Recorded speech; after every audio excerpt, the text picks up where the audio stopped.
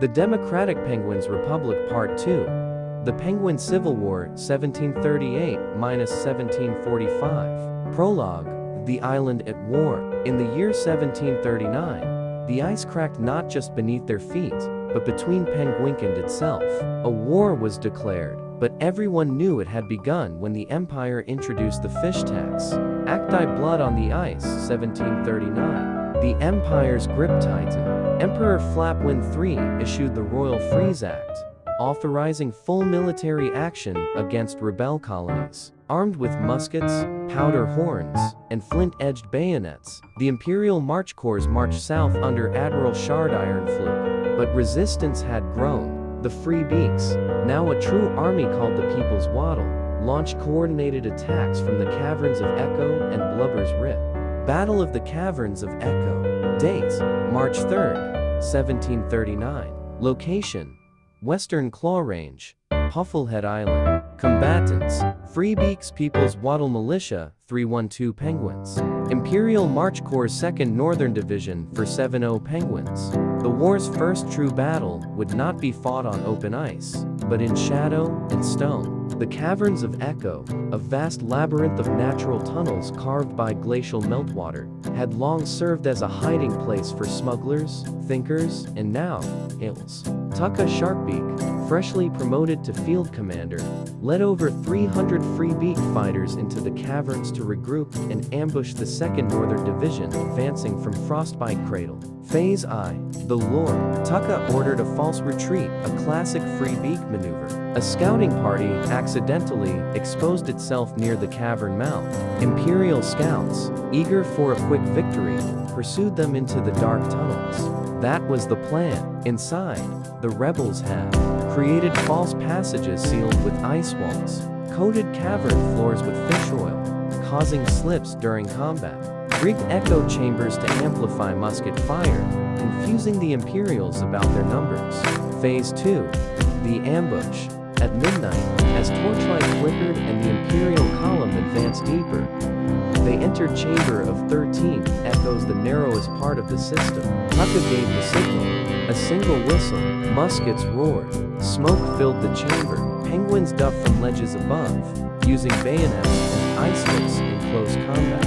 The echoes made it sound like thousands were attacking. Panicked, the Imperial rearguard fired blindly, hitting their own ranks. Phase 3. Collapse. As dawn broke, the rebels triggered a preset charge of packed snow and rocks, collapsing the outer tunnel and trapping half the Imperial force inside. Survivors fled out the back cavern exit, only to be picked off by Free Beak sharpshooters hidden in the cliffs. Aftermath. Casualties. Imperial March Corps, 183 killed, 91 captured. People's Waddle, 39 killed, 74 wounded. The People's Waddle claimed their first major victory. It became a symbol of cunning and courage in rebel propaganda. Tucka Sharpbeak earned the title.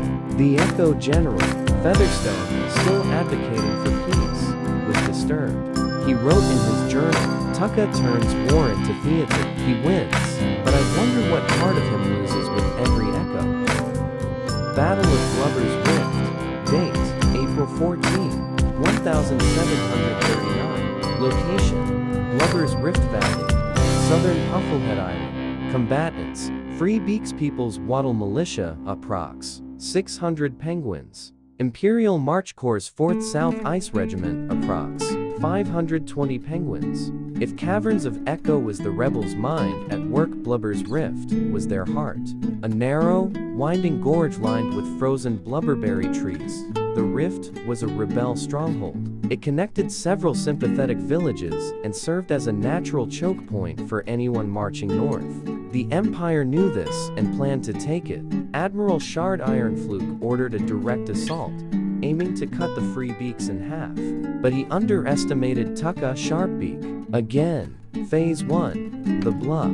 Tucka used clever terrain manipulation. The rebels carved fake trenches and created dummy camps filled with empty crates and decoy penguins made from bundled fish skins. Imperial scouts reported light resistance.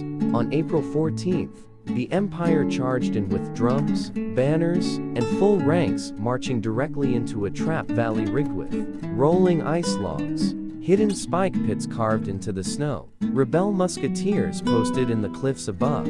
Phase 2 Ice Crossfire. At the narrowest point of the rift, the Freebeaks opened fire from 3 sides. Flintlocks sparked like fireflies. Echoes turned confusion into panic. Rebel penguins threw globs of sticky fermented blubberberry jam onto the enemy, slowing their movement and ruining muskets. Imperial troops slipped, fell, and lost formation. Tuka's command center, hidden behind an ice shelf, signaled wave after wave of sharpshooters forward. Phase 3, the bayonet push. Once the Empire tried to retreat, Tuka led a bayonet charge down from the North Ridge. No prisoners, no kings. Battle cry of the day. The Imperial lines buckled. Officers were the first to fall. Many fled. Some tried climbing the cliffs. Few made it. Aftermath casualties. Imperial March Corps, 212 dead. 137 captured. People's War, 93 dead. 140 wounded. The battle was a devastating loss for the Empire, and it solidified Blubber's Rift as the unofficial capital of the rebellion. Tuka Sharkbeak's name became legend across the southern colonies. The Emperor has flippers. I have fans, he reportedly said afterward. Featherstone, worried by the increasing brutality, issued a statement urging restraint. It was ignored. Key battles. The Siege of Glacier Hollow, a bloody trench-style standoff in early spring. Ambush at Ivory Tusk Pass, a surprise Freebeak victory using decoy ice rats. Siege of Glacier Hollow. Date: June 2, July 11, 1739. Location: Glacier Hollow Fortress, Central Penguin Island.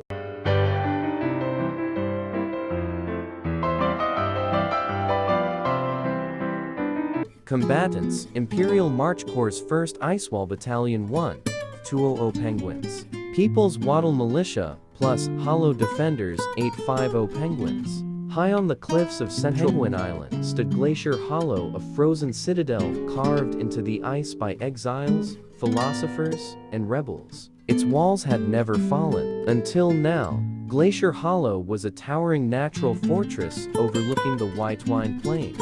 Reinforced with wooden barricades and ice stone towers, it had become a critical stronghold for the Freebeaks. Led by Commander Kell Fishflap, a loyalist to Featherstone, the defenders prepared for siege. Admiral Shard Ironfluke, still reeling from Blubber's Rift, was determined to crush the rebellion's momentum. Phase I Encirclement June 2-8. Ironfluke's forces dug in with trenches surrounded the hollow, cutting off food, fish supplies, and communication lines. Rebel messengers trying to escape were captured or frozen in the snows. No reinforcements came. The defenders held tight behind thick walls and used homemade mortars, sled-mounted slush cannons filled with ice shards and frozen berry cores. Phase 2 Bombardment and Attrition June 9-27. The Empire rolled in ice mortars and musketeers with long-barrel flame lighters to melt outer defenses. Glacier Hollow endured 18 days of non-stop bombardment. Food ran low. Wounded penguins froze in their sleep. The defenders fired back with everything they had, but the ice walls began to crack literally. On June 23, the southern tower collapsed in an avalanche triggered by Imperial bombardment. Dozens of rebels were buried alive. Phase 3 The Final Breach July 9-11. Under cover of snowstorms, Imperial engineers dug underground ice tunnels beneath the hollow's southern flank. On July 9, they detonated packed frost explosives. The wall collapsed. The breach opened. Ironfluke led the final charge himself. Over 300 Imperial guards stormed the hollow with bayonets and fire sticks. The defenders fought street to street, led by Commander Fishflap, wielding a broken musket like a staff. On July 11th, Fishflap was captured and the Freebeak banner was torn down from the tallest spire. Aftermath casualties. Imperial forces, 246 killed, 419 wounded. Rebels, 394 killed, 282 captured, 100 plus missing. The Empire declared it a glorious victory, calling it the reclaiming of the heart. But it came at a cost. We won the hollow, Iron Fluke later said, but lost the warmth of our cause. The siege emboldened monarchist loyalists, but it radicalized the Freebeaks further. Tucka Sharpbeak, hearing of Fishflap's capture, vowed to never fight a siege again. From then on, he fought only in motion. Ambush at Ivory Tusk Pass. Date, September 2, 1739. Location, Ivory Tusk Pass, northeastern Penguin Island. Combatants, Freebeaks Tukas, True Waddle Militia, 200 Elite Penguins. Imperial March Corps' 3rd Polar Pike Regiment 350 Penguins. Ivory Tusk Pass was named for the bone-white cliffs rising like fangs from the snow. No army had ever crossed it in autumn. Tucka Sharpbeak made sure none ever would again. Ivory Tusk Pass was a narrow, wind-blasted corridor threading through jagged ice cliffs. The Empire planned to use it as a shortcut to flank the rebel-held lowlands. Captain Belwyn Slatesnout, commanding the 3rd Polar Pike Regiment, set out with 350 soldiers. What he didn't know, Tucka had been watching from above for a week. Phase 1. The lure and ice decoys.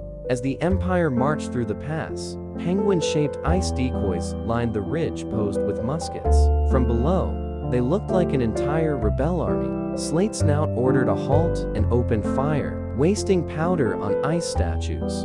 That's when the avalanche started.